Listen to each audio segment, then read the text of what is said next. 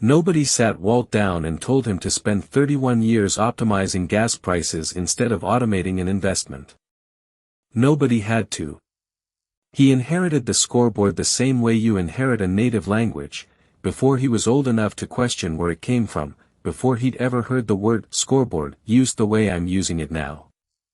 You inherit it the way you inherit posture, or an accent, or which foods taste like home, not through a single lesson you could point back to, but through 1,000 small, unremarkable moments of simply watching how the adults around you treated money, none of which felt, at the time, like instruction. If you've been with this series from the start, you know the phrase by now, you were handed the wrong scoreboard. I've said it 7 times now, in 7 different costumes: Walt's coupons, Dolores's absent structure, Marguerite's floor with no bottom, Desmond's 6 years of research, Renata and Julian's 2 spreadsheets, Earl's 1 accidental decision. Today I want to actually answer the question underneath that line, the one I've been implying but never directly addressing: handed it by whom, and why? For most of the 20th century, for most ordinary people, frugality genuinely was close to the entire game. If your access to investing was limited, and for most of that century, for most households, it was, if a pension did the compounding for you at the company level, automatically, without requiring you to understand a mutual fund or open a brokerage account, if the tools we take completely for granted now simply did not exist for an ordinary working family, then careful, frugal, disciplined spending was close to the only lever an individual actually had available to them. I want to be precise about this, because it matters for what comes next. The scoreboard that rewarded frugality above almost everything else wasn't irrational when it was built. It wasn't a mistake, or a failure of imagination, or bad advice from people who should have known better. It was accurate, genuinely, defensibly accurate, for the world it was built in. Your grandparents, or your great-grandparents, weren't wrong to teach it. They were describing the actual terrain of their actual financial lives, as honestly as anyone could. Pensions are the clearest example, and worth sitting with for a moment. A defined benefit pension did something remarkable that's easy to forget now: it removed the entire unbounded ledger from an individual's responsibility. The company, or the union, or the government program, handled the compounding, the investing, the decades-long horizon, all of it, invisibly, on your behalf. Your only job was to show up for 30 years and not get fired. In that world, frugality genuinely was the whole visible game, because someone else was quietly playing the other one for you, off to the side, without your having to think about it at all. That's not a criticism of the people who built that scoreboard, or the people who taught it to their children with complete sincerity. It's an observation about how thoroughly the world underneath the scoreboard has moved, while the scoreboard itself, for enormous numbers of families, simply didn't get the memo. There's a specific, datable hinge point worth naming, because it makes the shift concrete instead of abstract. Employer-sponsored retirement accounts that ordinary workers could contribute to and control directly, the kind most people now take completely for granted, only became widely available starting in the late 1970s and through the 1980s, and it took another decade or 2 after that before low-cost index investing was genuinely accessible to a household without significant existing wealth. Walt was already deep into his 31 years of coupon clipping by the time that infrastructure fully matured around him. He wasn't stubborn. He was simply already running on an older operating system by the time the update became available. There's a second piece of context worth adding here, because it compounds with the first. The earlier scoreboard wasn't just missing access to investing, it was built for a shorter retirement. When defined benefit pensions were designed, actuaries assumed people worked into their 60s and lived into their 70s, if that. A frugal, careful approach to a 15-year retirement horizon is a completely different math problem than the one most people are actually solving today, where a healthy 65-year-old might reasonably plan for another 25 or 30 years of expenses. Nobody updated that assumption for most families either. The scoreboard was built for a shorter game than the one you're actually going to play. Think about the 6 people this series has introduced you to so far, side by side for a moment: Walt, Dolores, Marguerite, Desmond, Renata, Julian, Earl. Different professions, different decades, different specific mistakes on the surface. Underneath every single one of them, the same structural error, wearing a different costume each time, energy and discipline, real and considerable in every case, aimed at a ledger that had already stopped being the one that mattered most, or never included the one that did. That's not a coincidence, and it's not because I went looking for 7 unrelated stories that happen to rhyme. It's because this is the single most common financial error in modern life, and once you know to look for it, you start seeing it everywhere, including, probably, somewhere in your own history. What changed is not a mystery, and it didn't happen all at once. Low-cost, automatic investing became available to ordinary households over the second half of the 20th century and into this one, not just to people who already had money, or brokers, or family connections to financial institutions, but to essentially anyone with a bank account and a phone. The unbounded game, the one with no ceiling, opened up to almost everyone who wanted access to it, often for the cost of a few minutes of paperwork. And the scoreboard did not update to reflect it, because scoreboards don't update themselves. People update them, deliberately, on purpose, usually after noticing something has changed. Or they get inherited unchanged, generation to generation, dinner table to dinner table, exactly the way a native language gets inherited, without anyone stopping to check whether the words still mean what they used to mean in a world that's moved on. Walt learned his scoreboard from someone, a parent, most likely, or an aunt or uncle who'd raised him on stories about an earlier generation's discipline, who learned it, in turn, in a world where it was genuinely correct advice, maybe the single most important financial lesson a person in that world could receive. By the time it reached Walt, secondhand, the tools available to him had changed completely. The scoreboard he was handed hadn't changed at all. Nobody updated the instructions to match the new equipment. This happens far beyond money, if you start looking for it. Most of what any of us believe about how the world works arrived the same way, not chosen, not examined, just absorbed early, from people who meant well and were often right for their own circumstances. The specific danger with financial scoreboards is that the world underneath them moves faster than most people think to check, and the cost of an outdated one doesn't show up as an obvious error. It shows up as 31 years of Walt's kind of quiet, respectable, thoroughly disciplined underperformance, which looks, from the outside, exactly like doing everything right. Here's a diagnostic question worth asking yourself directly, right now, rather than waiting for the rest of this series to answer it for you. When was the last time you actually examined a financial belief you hold, instead of simply acting on it? Not whether you follow it consistently. Walt followed his with extraordinary consistency, but whether you've ever stopped to check where it came from, and whether the world that made it true is still the world you're standing in. Most people can answer immediately for their political beliefs, or their taste in music, or the sports team they root for. Very few can answer it for the financial instincts that quietly govern the biggest number in their adult life.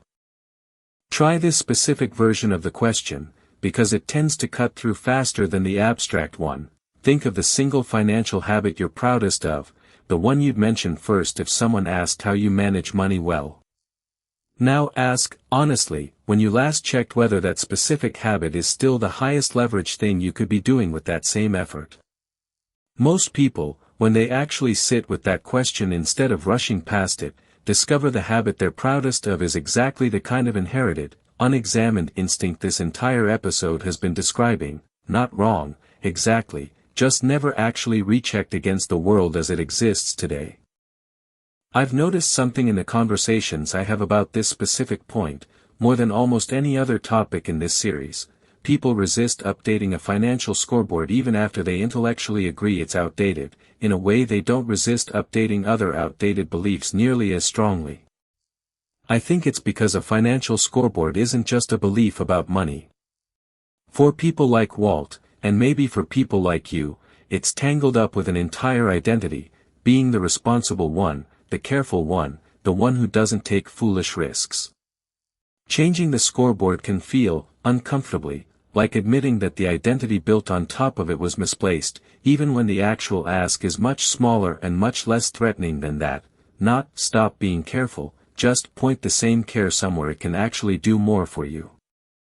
$72,000. $400,000. Same $200 a month, put aside with real discipline for 30 years. The only variable that actually moved between those two numbers was which ledger the money went into, and I want you to sit with this, that variable didn't even exist as a real, accessible option for most families 2 generations ago. It exists now, for you, right now, watching this. That's the entire difference between Walt's outcome and the one available to you, and it's a difference in the world, not a difference in discipline. I keep coming back to those 2 numbers throughout this series on purpose, not because I think you've forgotten them, but because I want them sitting underneath every episode, as a kind of ongoing proof that the stakes here were never abstract.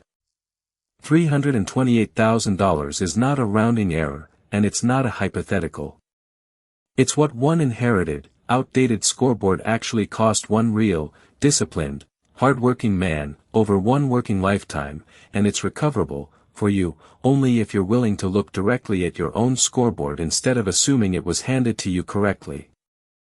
Break that $328,000 gap down differently, because the yearly version of it is, in some ways, more useful than the lump sum, spread across 31 years. Walt's outdated scoreboard cost him, on average, a little over $10,000 a year, every year, quietly, invisibly, while he was doing everything his scoreboard told him a responsible man should do. $10,000 a year is not a number most households can shrug off. It's closer to the size of an actual annual mistake than an abstract statistic, and it happened 52 weeks a year, for 31 years, without a single moment where it would have been visible to him. I think the honest answer to why this mistake persists, even now, even with the tools sitting one login away for almost everyone watching this, is that outdated scoreboards don't announce themselves as outdated. They feel exactly like responsibility. They feel like the same virtue your parents or grandparents were rightly praised for. Nothing about the internal experience of clipping a coupon or comparing gas prices tells you whether that specific instinct is still the highest leverage use of your discipline, or whether it quietly stopped being that decades before you were even born. Multiply Walt's specific gap across everyone quietly running his exact scoreboard right now, and you start to understand why I built an entire series around one coupon clipper instead of moving on after a single episode. This isn't a story about one unusually disciplined man who happened to get unlucky. It's a description of a pattern playing out, in some version, in an enormous number of households, most of whom will never sit down with anyone who says the specific sentence I'm about to say to you directly. The amount you're missing isn't primarily a function of how hard you're trying. It's a function of where you've been trying. So here's where I want to be direct with you, because I think it matters more than almost anything else I've said in this series. Blaming Walt was never the point of any of this, and if you've taken it that way at any point over these 7 episodes, I've failed to say it clearly enough, and I want to correct that now. Walt did exactly what his scoreboard told him to do, with more discipline, more consistency, and more genuine care than most people will ever manage at anything in their entire lives.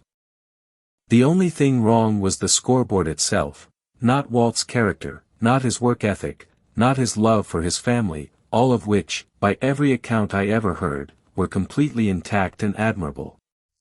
And scoreboards only change when someone decides to look at theirs directly, honestly, and ask whether it still matches the world they're actually living in right now, today, rather than the world their scoreboard was originally built to describe. That's the actual question this whole series has been asking, from the very first line about a man who saved $400,000 less than he could have, the hard way, with real virtue and real cost. Not, was Walt disciplined enough? He was, more than almost anyone. The real question was always, was Walt's scoreboard still telling him the truth about the world he was actually living in? It wasn't. And the only way to find out if yours is telling you the truth is to actually look.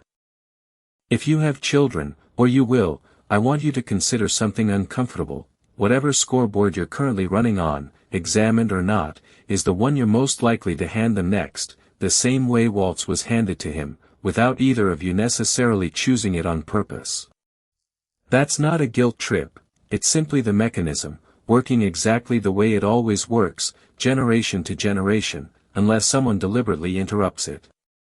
This series is, in a real sense, an attempt at that interruption, for you, and through you, for whoever inherits your habits next. Here's what updating your scoreboard actually looks like in practice, concretely, not as a metaphor. Open whatever account holds your retirement or investment savings, and look at two numbers side by side, how much of your income you're currently automating into it, and how much more you could automate without meaningfully changing how you live day to day. For most people, the honest gap between those two numbers is smaller than they assume, and closing even a third of it, starting this month, is worth more than another year of comparison shopping on groceries. That's not a metaphor. That's the actual mechanical version of the thing I've been describing all episode. There's an objection I want to head off directly, because I can already hear it forming for some of you. Doesn't all of this just become permission to stop being careful, to treat frugality as old-fashioned and irrelevant, to spend freely because the scoreboard changed? That's not what I'm telling you, and I want to be exact about the distinction, because it's easy to blur. Updating your scoreboard doesn't mean discarding discipline. It means redirecting it. Every ounce of care Walt brought to his coupons and his gas prices was real, valuable discipline. It simply needed a second destination alongside the first one, not a replacement for it entirely. The 6 rungs from an earlier video in this series still include deliberate, careful spending decisions. They just don't stop there, the way Walt's did, and the way the outdated scoreboard taught an entire generation that they should.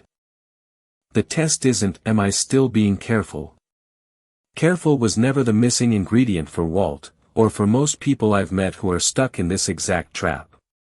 The test is my care aimed at a target that still exists in the world I'm actually living in, or at a target that made sense for a world that's already gone? That single question, honestly answered, is worth more than any amount of additional frugality applied to the wrong ledger.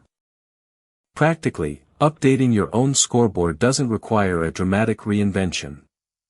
It requires one afternoon, honestly spent, listing out the 2 or 3 financial instincts you've never actually examined, the ones that just feel true, the way frugality felt true to Walt, and asking, for each one, whether it was built for a world that still exists, or one that's already gone. Keep what still holds. Redirect the rest toward the ledger that's actually available to you now, whether or not it was available to whoever taught you in the first place. One more piece of this worth saying directly, because I don't want the one afternoon instruction to feel smaller than it is. That single afternoon, done honestly, is the highest leverage afternoon most people will spend on their finances all year, higher leverage than any amount of coupon clipping, any amount of price comparison, any amount of the kind of visible daily discipline that gets praised at dinner parties. Not because those smaller habits are worthless.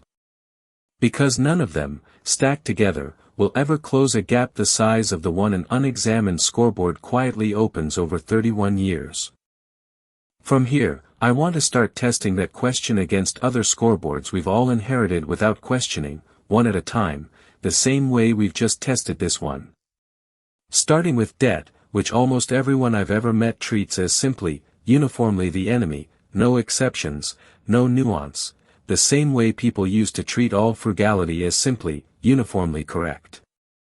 It isn't that simple, and the gap between what most people believe about debt and what's actually true about it might be the single most expensive misunderstanding left in this entire series.